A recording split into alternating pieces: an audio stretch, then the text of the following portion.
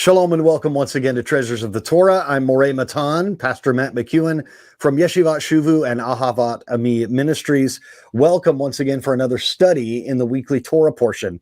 This week, our Torah portion is Vaerá, and there's something that is a bit curious about God's names that comes to us in the Torah portion in chapter 6 of verse 9 of Exodus, chapter 6 and verse 9.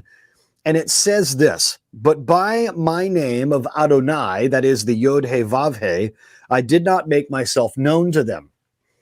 Now, God is saying to Moses that he made himself known by another name, that is the name of Elohim, to the patriarchs, but that he did not make himself known as this name of Adonai. Now, we've talked about this before, but if you're new to studying Torah, or if you just need a reminder, all of us need a reminder from time to time, perhaps we need to be reminded that the name of Elohim refers to the aspect of God's judgment, the aspect of his character that is the judgment. And the name of Adonai, the Yod, the He, the Vav, and the He, this refers to his aspect of mercy. So at this instance where God is introducing himself, we see that the characteristics are tied to the names. So he says, "But by my name of Adonai, I did not make myself known to them." It was this other aspect, the aspect of judgment of Elohim. Now, Rashi brings down a comment that then this other commentary comments on, and it's specific about what does it mean for your name to go on, or what does it mean for your deeds to continue to go on after you have passed away? Let's look at what Rashi says first. He says, when Moshe complained to God and said, "Why have you done badly with this nation?" God answered him regarding the forefathers who never complained. "Alas for the lost who cannot be replaced." So in chapter 5, verse 22, Moses asks this of God, complaining to him, as it says here. And Rashi says that God says, "Alas for the lost who cannot be replaced." What does this mean? It sounds a little discouraging. It sounds a little sad. Well, let me read to you here. What does Rashi mean?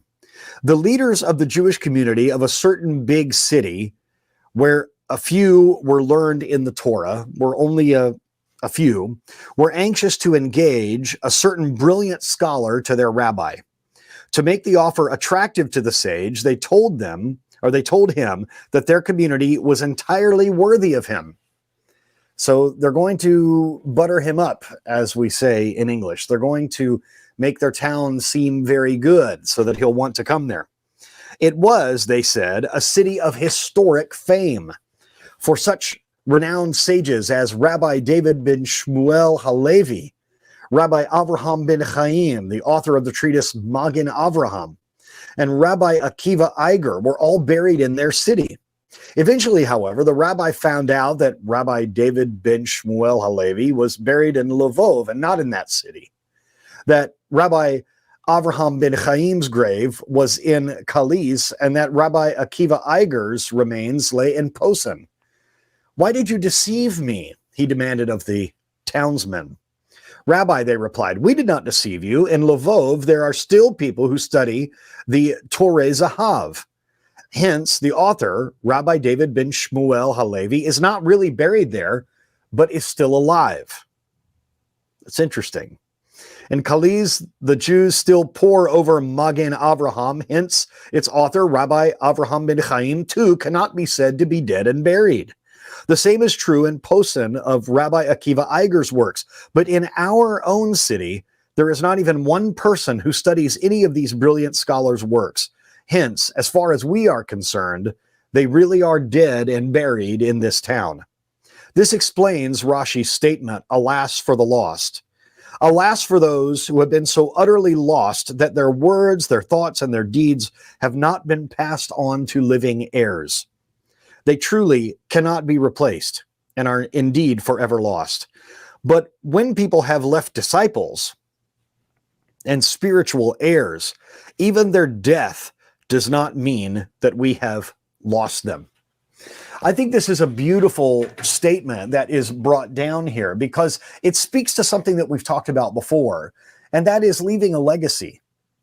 It is one of the purposes of Judaism that this faith and the scholarship travel from rabbi to student and from father to son and so on, that there is this chain of a legacy that is left by creating replacements for yourself. You know, even Yeshua himself said that you will do greater works than me. He said that because that is really, if we get down to it, the dream of every rabbi, that their students should surpass them. I know that sounds strange, but if we really look at that statement, there's a humility there that we need to emulate. Because this idea of the student surpassing the teacher, how proud would a student be if the teacher learned everything that they taught and learned to do it exactly the way that they taught them to do it. And then they continued on and even went farther and further in their faith journey, in their study of Torah, in their doing of mitzvot and acts of service to God and to the community. This really is a dream of Judaism. The idea that the legacy will move on, the idea that the ideas are not dead, but rather when they are still studied, it's almost as if that teacher is still alive. In a way, I find it, obviously a little humorous, but I find it a bit inspiring, the words of these townspeople that said, no, there's not even one person in our town that studies these brilliant works. And so their authors truly are dead and buried here in our town.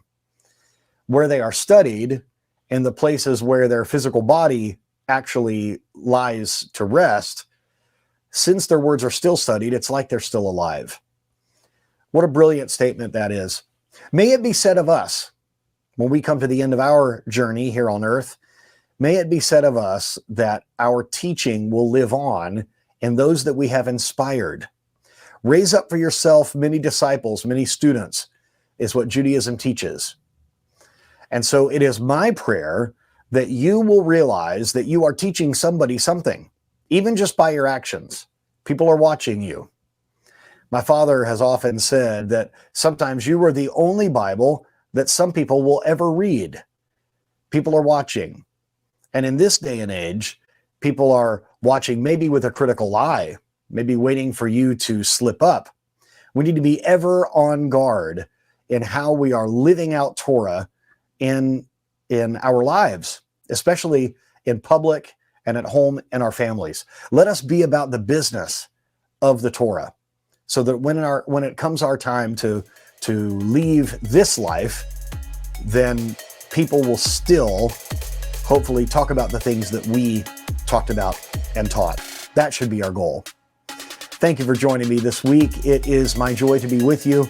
I do wish you a Shabbat Shalom, and I pray that you will be inspired to teach those around you, especially with your actions. Shalom.